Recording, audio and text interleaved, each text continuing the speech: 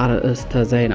ብልጽግና የሚኩራራባቸው ታንኮችና መድፎች እንደ ጧፍ ነዶ የሚያልቁበት ጊዜ ተቃርቧል።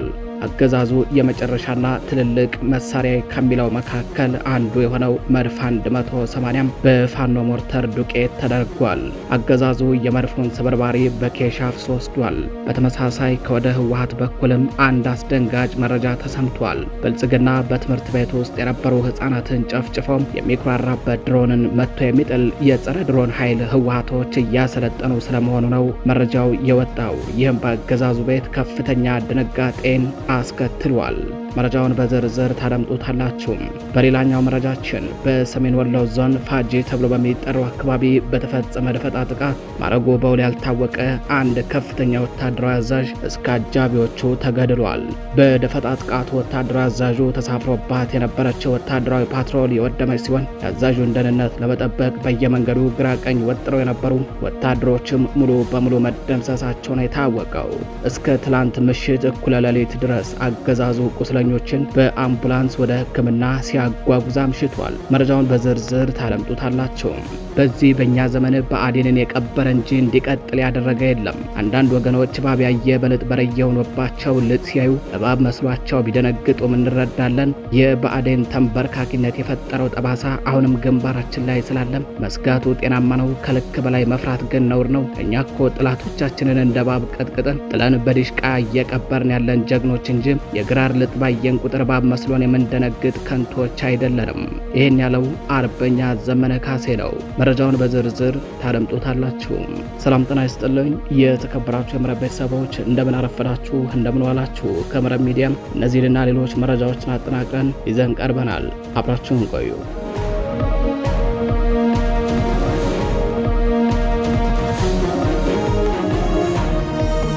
ወደ ቀዳሚው መረጃችን አለፍን። በሰሜን ወሎ ዞን ፋጂ ተብሎ በሚጠራው አካባቢ በተፈጸመ ደፈጣ ጥቃት ማረጉ በውል ያልታወቀ አንድ ከፍተኛ ወታደራዊ አዛዥ ከነአጃቢዎቹ መገደሉ ተሰምቷል። በደፈጣ ጥቃቱ ወታደራዊ አዛዡ ተሳፍሮባት የነበረችው ወታደራዊ ፓትሮልም የወደመች ሲሆን የአዛዡን ደህንነት ለመጠበቅ በየመንገዱ ግራ ቀኝ ወጥረው የነበሩ ወታደሮችም ሙሉ በሙሉ መደምሰሳቸው ታውቋል። በአማራ ፋኖ ብሔራዊ ኃይል ምኒልክ ዕዝ ምስራቅ አማራ ኮር አንድ ሽርጥ ለባሽ ኮማንዶ በሚል ቅጽል ስም የሚጠሩት የባለሽርጡ ክፍለ ጦር አባላት በበርካታ ወታደሮች ታጅበው በተሽከርካሪ ሲንቀሳቀስ በነበረ ወታደራዊ አዛዥ ላይ ስኬታማ ደፈጣ ጥቃት በመፈጸም ድል መቀዳጀታቸውን ምኒልክ ዕዝ በኮሚኒኬሽን መምሪያው በኩል ለመረብ ሚዲያ በላከው መረጃ አስታውቋል።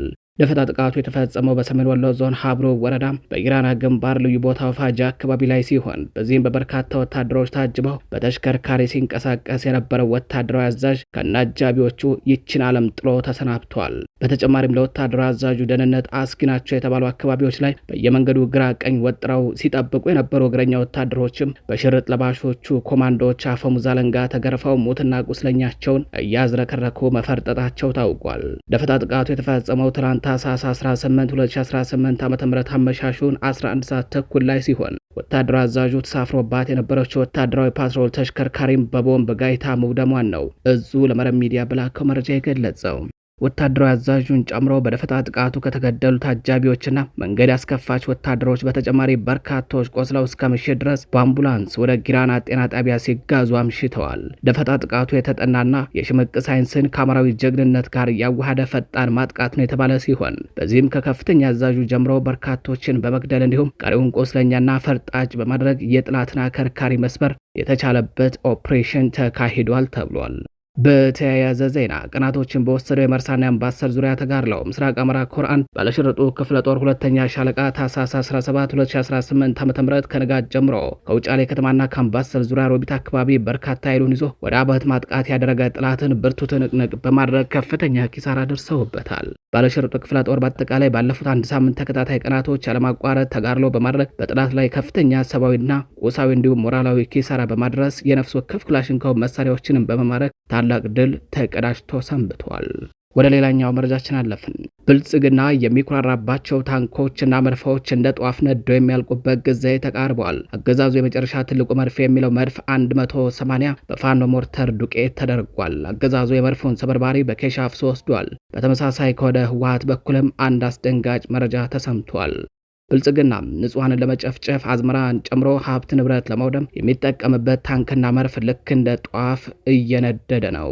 አገዛዙ ሀገሪቱን ለተጨማሪ ዕዳ ዳርገው የጤናና የትምህርት እንዲሁም የግብርና ሌሎች መሰረተ ልማት በጀቶችን አጥፈው ወደ ወታደራዊ በጀቱ በማስገባት የገዛቸው ታንክና መድፎች እንዲሁም ሌሎች ከባባድ የጦር መሳሪያዎች የፋኖን ግስጋሴ ሊመክቱ አልቻሉም። ከዚህ ቀደምም በምስራቅ አማራ፣ በደቡብ አማራ፣ በምዕራብ አማራ፣ በሰሜን አማራ ቀጠና በተደረጉ ትንቅንቆች ከዙያ 3 ጀምሮ ታንክና መድፎች በፋኖ ቦምብ ጋይተዋል። በተለይ ፔምፔ በመባል የሚጠሩት ብረት ለበስ ታንኮችም እንደ ጧፍ ሲነዱ ታይተዋል። አሁን ደግሞ ፋኖ በተቀናጀ ሁኔታ የጥላት ሜካናይዝድ ክፍል ላይ ብቻ ያነጣጠረ ጥቃት በመፈጸም ብልጽግና የሚኮራባቸው እነዛን ኮልኮሌ ብረቶችን ዶግ አመድ እያደረጋቸው ነው። ከቀናት በፊት ማለትም ታህሳስ 7 2018 ዓ.ም በምስራቅ አማራ ቀጠና ላስታ ግንባር አንድ የጥላት ዙያ 3 በፋኖ ድሽቃ ተመቶ መውደሙን መረብ ሚዲያ በዕለቱ መዘገቡ አይዘነጋም። በተመሳሳይ ታህሳስ 17 2018 ዓ.ም በአምባሰል ግንባር በታሪካዊቷ ውጫሌ ከተማ ዙሪያ ልዩ ቦታው ደንካ ሚካኤል ተጠምዶ በነበረው መድፍ ላይ ፋኖ በፈጸመው ስኬታማ የሞርተር ጥቃት መድፎ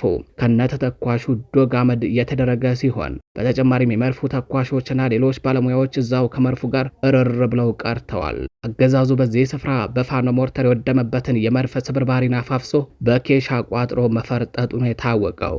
አገዛዙ በዚህ ስፍራ ለወራት አጥምዶት በነበረው መድፍ የዘፈቀደ ድብደባ በመፈጸም የበርካታ ንጹሐንን ሕይወት ቀጥፏል። አያሌ ሀብት ንብረት አውድሟል። በሰፈሩት ቁና መስፈሩ አይቀርምና በመጨረሻም ያ ስንቱን ሕፃን ወላጅ አልባ ያደረገ መድፍ፣ ስንቱን ታዳጊ ልጅ ባጭር የቀጨ መድፍ፣ ስንቱን ጤና ተቋም፣ ስንቱን ትምህርት ቤትና መሰረተ ልማት ያወደመው መድፍ፣ ያ ስንቱን ድሃ ያስለቀሰው መድፍ በደም መላሾቹ ፋኖዎች በሰከንድ ቅጽበት ወደ አመድነት ተቀይሯል። በምስራቅ አማራ ቀጠና ብቻ ሳይሆን በምዕራብ አማራና በሰሜን አማራ ቀጠና እንዲሁም በደቡብ አማራ ቀጠናም የአገዛዙ ሜካናይዝድ መሳሪያዎች ላይ የተለየና የተቀናጀ ጥቃት እየተፈጸመ ይገኛል። በያዝነው የህልውና ትግል ታሪክ በአገዛዙ ከባባድ መሳሪያዎች ላይ እንደ አይነት ጥቃቶች ሲፈጸሙ በእርግጥ ይህ የመጀመሪያው አይደለም። ከዚህ በፊትም በተለያዩ ግንባሮች በርካታ ከባባድ መሳሪያዎች ወድመዋል። የአሁኑ ደግሞ በተለየ ሁኔታ ከባባድ መሳሪያዎች ላይ ልዩ ትኩረት ያደረገ በመሆኑ ከዚህ ቀደሞቹ ጥቃቶች ለየት ያደርገዋል። በሌላ በኩል ደግሞ ህወሓት የጸረ ድሮን ባለሙያዎችን እያሰለጠነች መሆኑ ተሰምቷል። ብልጽግና በትምህርት ቤት ውስጥ የነበሩ ህጻናትን ጨፍጭፎ የሚኩራራበት፣ በቤተ እምነት በጸሎት ላይ የነበሩ ምዕመናንን በጅምላ ገድሎ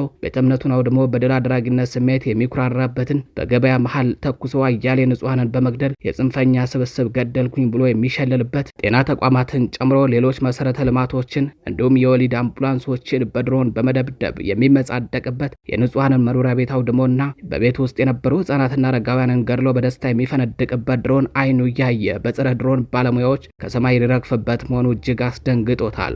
ህወሓት ድሮን መጥቶ የሚጥል የጸረ ድሮን ኃይል እያሰለጠነች ስለመሆኑ ነው መረጃዋ የወጣው።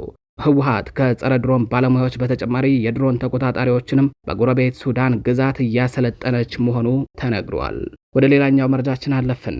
በዚህ በእኛ ዘመን ብአዴንን የቀበረ እንጂ እንዲቀጥል ያደረገ የለም። አንዳንድ ወገኖች ባቢያየ በልጥ በረየ ሆኖባቸው ልጥ ሲያዩ እባብ መስሏቸው ቢደነግጡም እንረዳለን። የብአዴን ተንበርካኪነት የፈጠረው ጠባሳ አሁንም ግንባራችን ላይ ስላለ መስጋቱ ጤናማ ነው። ከልክ በላይ መፍራት ግን ነውር ነው። እኛ እኮ ጥላቶቻችንን እንደ እባብ ቀጥቅጠን ጥለን በድሽቃ እየቀበርን ያለን ጀግኖች እንጂ የግራር ልጥ ባየን ቁጥር እባብ መስሎን የምንደነግጥ ከንቶች አይደለንም።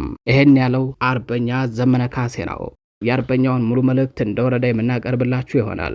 በዚህ በእኛ ዘመን ብአዴንን የቀበረ እንጂ ያነበረ ኃይል አልነበረም። አዲሱ ትውልድና አዲሱ አስተሳሰብ ሁለተኝነትን አይቀበልም።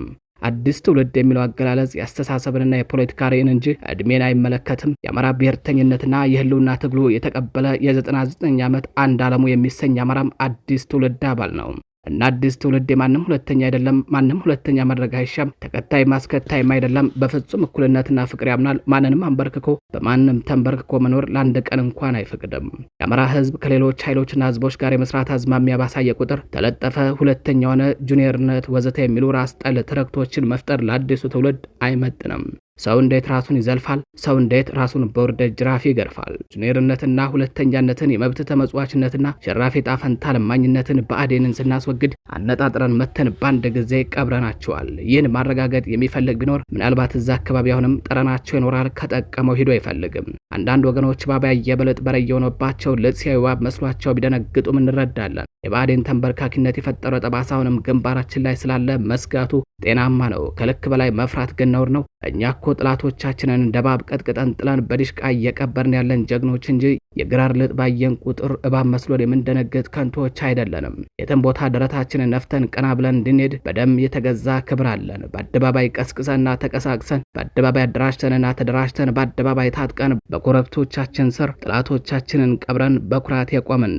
ሁለተኛነት የተሸናፊዎች እንጂ የኛ አሸናፊዎች ዕጣ ፈንታ አይደለም። ጁኒየርነትና ገባሪነትን እንኳን የአማራ ህዝብ ለሌሎች ወገኖችም አንመኝም፣ አናወርስም። ፋኖ የቀይ ባህር ቀጠና አዲሱ የጂኦፖለቲካ ኮከብ እንደሚሆን ዛሬ ሳይሆን ትናንት በቃልም በወረቀትም በካሴትም በድፍረትና በእርግጠኝነት ስሜት ቀድመን ተናግረናል። በአርቲስት ሀብቴ አብርሃም ጉሮሮ ቀይ ባህር ሰፈር ታየ አዲስ ኮከብ ይንቦገቦጋል ሰማይ ሊረከብ። እንግዲህ አድማስ ተራራ በተራራ ገለል በሉለት ለመጪው አውራ ስንል የአማራ ህዝብን መጪ ክብርና የኩራት ዘመን በጥበብ እየገለጽን ነበርም።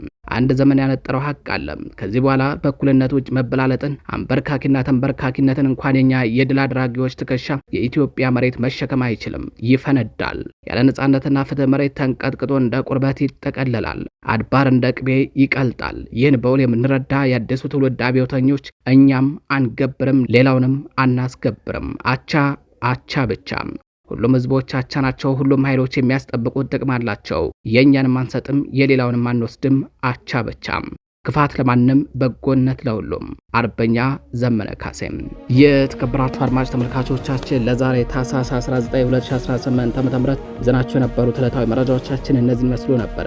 መረጃዎቻችን ለብዙዎች ተደራሽ እንዲሆኑ ቻናሉን ላይክ፣ ሰብስክራይብ እንዲሁም ሼር ማድረጋችሁን እንዳዘነጉም። መልካም ቆይታ።